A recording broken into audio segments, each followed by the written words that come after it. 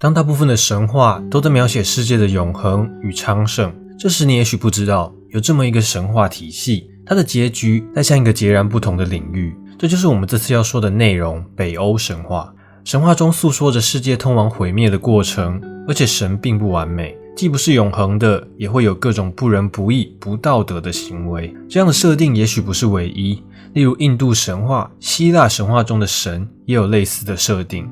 它作为漫威电影宇宙中不可或缺的部分，是什么原因让漫威愿意选择北欧的神话作为主要发展的背景呢？这个部分我们也来在影片后段好好聊聊。那么我们现在谈谈北欧的创世神话吧。当这个世界还处于混沌和无秩序的状态时，天与地的概念完全不存在，一切都融合笼罩在一片黑暗无垠的浓雾中。这是个让人迷失的虚无之地。不知道过了多久，在这片广大的不毛之地中央出现了一个无底深渊，叫做金恩加之沟，里头弥漫着寒雾和无尽的神秘。后来在深渊的中心泛着微光，出现了一道名为赫瓦格密尔的泉水。这在微光下诞生的不洁之泉，有着源源不绝的泉水供应着12条大河，而其中最大的一条河含有剧毒。最初的巨人血液中就含有这种毒，因此巨人都是邪恶的。鸿沟的北方是尼福尔海姆，是寒冷的冰雪世界，又叫做雾之国。这是一个严寒刺骨的冰川世界。当赫瓦格密尔的泉水流到这里时，会被寒气凝结成巨大的冰川，而冰川会因为日月积累堆叠起来，变得高不可测。久而久之，冰川会因堆叠的太厚而无法承受自重，于是崩塌掉入深渊，并发出雷鸣般的巨响。在鸿沟的南方是穆斯贝尔海姆，这里终日有着焚天的烈焰，也叫做火之国。火巨人苏尔特尔就镇守于此。冰与火的对立是亘古不变的道理。每当冰川滑落，苏尔特尔就会挥动手上那柄火星四射的烈焰之剑，愤怒地劈向北方涌来的如山巨冰。这不仅制造出更大的声响，还将滚滚的热浪引向了北方的尼福尔海姆。北方冰川在南方热风的不断吹拂下融化成水，然后再蒸发成蒸汽向上升腾，最后被周遭的寒气侵袭，凝结成霜雪飘落下来。就这样，在这冰火五重天的交互作用下，伴随着水的形态转换，诞生了双巨人的始祖尤米尔和一头名为欧德姆布拉的母牛。尤米尔靠吸着母牛的乳汁为生，而欧德姆布拉则靠舔食寒冰之下的炎炎过活。舔着舔着，炎炎下方居然露出人的一缕头发，听起来有点恐怖，但母牛仍不停地舔着。之后人头破冰而出，然后一位魁梧的人形生物站了出来，这就是北欧众神之祖布利。随着布利的降生，他的儿子鲍尔也紧随其后。在母牛的养育下，尤米尔变得非常健壮。有一次，在他吃饱喝足之后，便沉沉睡去。醒来之后，在他的双臂之下，竟然生出2个一男一女的巨人，分别是智慧巨人密米尔，具有极高的智慧天赋，和女巨人贝斯特拉。接着从2腿之间生下了6头巨人，6头巨人又马上生下了贝尔格米尔，成为了双巨人族的祖先。而由于欧德姆布拉的乳头数量有限，双巨人和神族又都有了自己的后代，因此无法避免的，为了生存与发展，2族终日征战。在一次战争后，鲍尔把敌方阵营的女巨人贝斯特拉抢了过来。贝斯特拉看到鲍尔，心想这男的也太好看了吧，巨人族完全没法比呀。于是演了一出嘴上说不要，但身体却很诚实的戏码，放弃了逃回巨人族。年貌相当的一神一巨人生下了3个孩子，分别为长子奥丁、次子威利以及3子菲。这下神族如虎添翼，一下就扭转了焦灼已久的战局。祖孙3代合力打倒了双巨人尤米尔。当尤米尔撒手归天时，伤口喷出了大量的血液，就如溃堤的洪流一般泛滥成灾，不仅淹没吞噬了自己，还有不少的同族后代。只有贝尔格米尔和少数巨人残重侥幸逃脱。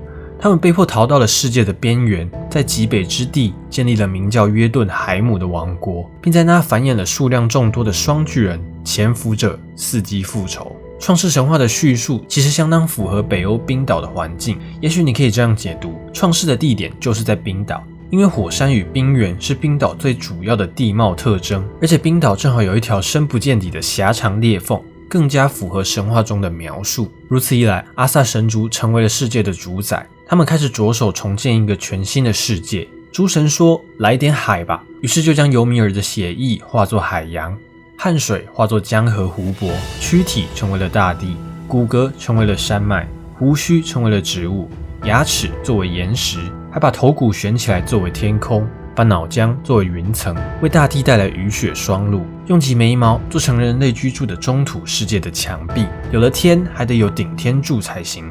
然而，诸神虽然个个强壮，但这种苦差事可没人想做。于是他们把尤米尔尸体上最先孵化出来的4条蛆虫变成了4位强壮的矮人，让矮人扛着天空的4个角，分别为诺德里、苏德里、奥斯特里、威斯特里。说到这里必须提一下北欧神话中的一个很有趣的设定，种族的名字就只是名字而已，并不一定会对应其字面的形象。比如矮人不一定就非常矮小，巨人也不一定就非常巨大，尤其是女巨人，体型与正常的人类神族是一样的，男巨人就不一定了。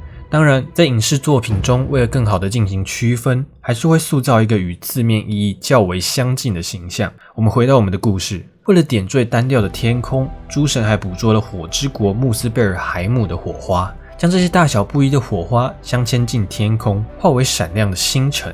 诸神不仅制定了他们的运行轨迹，更让部分星辰按一定的排列形成星座，其中最大的2股火苗成为了太阳与月亮。世界看似已经完美，但缺少一个重要的元素，那就是没有人来歌颂肯定神的攻击。于是诸神取来白蜡木枝做成男人，榆树枝做成女人，并由奥丁赋予他们生命和灵魂，威力赋予他们情感和欲望，飞给予他们仪表和语言，然后将这对北欧版的亚当与夏娃安置在中土世界繁衍生息。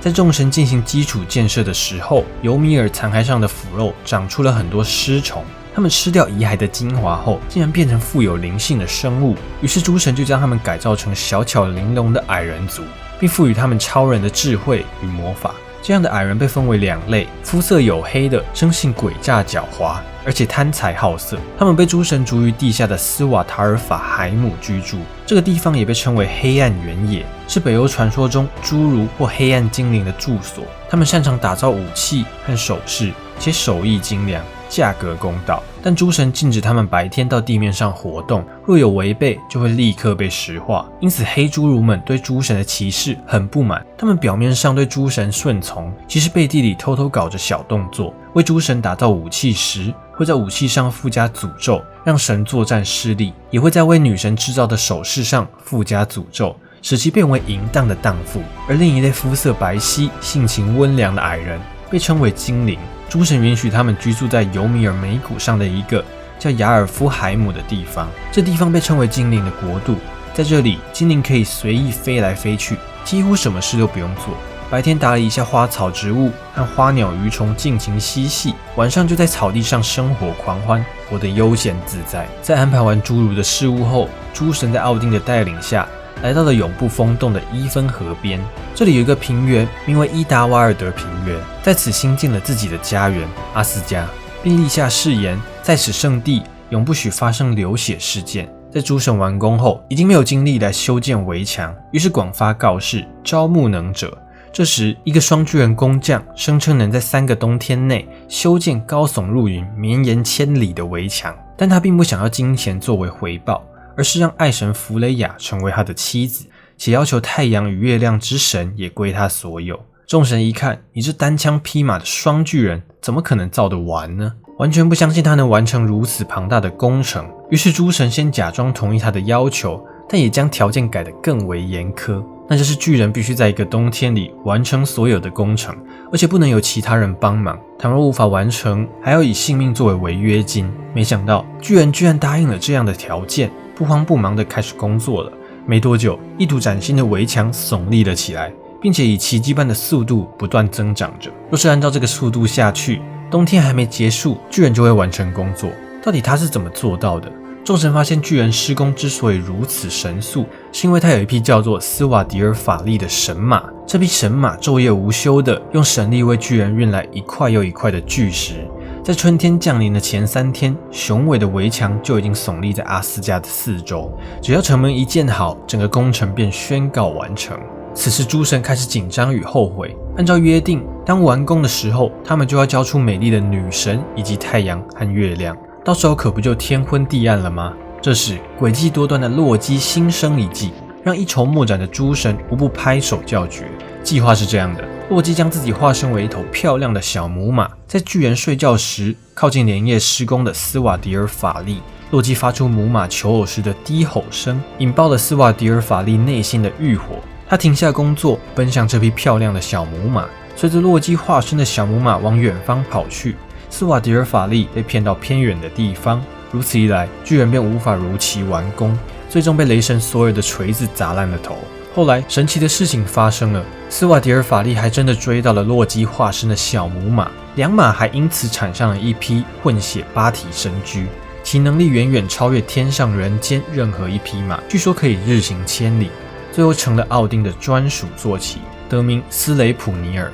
接着，我们来简单聊聊一下漫威为什么选择北欧神话吧。在漫威宇宙中，其实并不只有北欧神话，希腊神话、印度神话也是有的。而说到漫威，就不能不提一提竞争对手 DC。漫威宇宙最主要的神话体系是北欧的神话世界观，而 DC 则是希腊神话。这点可以从神力女超人与雷神索尔这些作品中轻松区分出来。我们先来谈谈 DC 为何主推希腊神话世界观。在 DC 早期的建构中，其实是有偏向北欧神话的设定，有奥丁、洛基等等。但在后来的神界战争中，神界爆炸崩坏所散发出的冲击波击中地球后，希腊神话中的众神随之诞生，经历了泰坦神克洛诺斯、神王宙斯的统治时代。在 DC 宇宙中，地球上的神灵就变成多是来自希腊神话体系，而无北欧神话了。而 DC 成立于1934年，漫威则成立于1939年。虽然两家公司相差的时间不长，但 DC 先入为主，部分英雄选择了以希腊神话为背景，其实就是认为希腊比北欧神话传播范围更广，影响力更强。事实上也确实如此。为了做出差异化，做出特色与获取利润空间，漫威后来只能选择以北欧神话为主体的大背景。或许是因为希腊神话大家早已耳熟能详，缺少了新鲜感， DC 和漫威比起来才略显弱势。网络上有一句顺口溜是这样说的：希腊烂大街，日本有情绪，中东苏美尔，欧洲凯尔特，听都没听过，只能拜奥丁。当然啦，这只是开玩笑，但也许能反映出大家心中为什么会对北欧神话充满好奇。好啦，那这次影片就到这边了。如果喜欢这些影片，不要忘记喜欢或分享。想看到跟我相关内容，可以订阅我以及开启小铃铛。那么，我们下次见。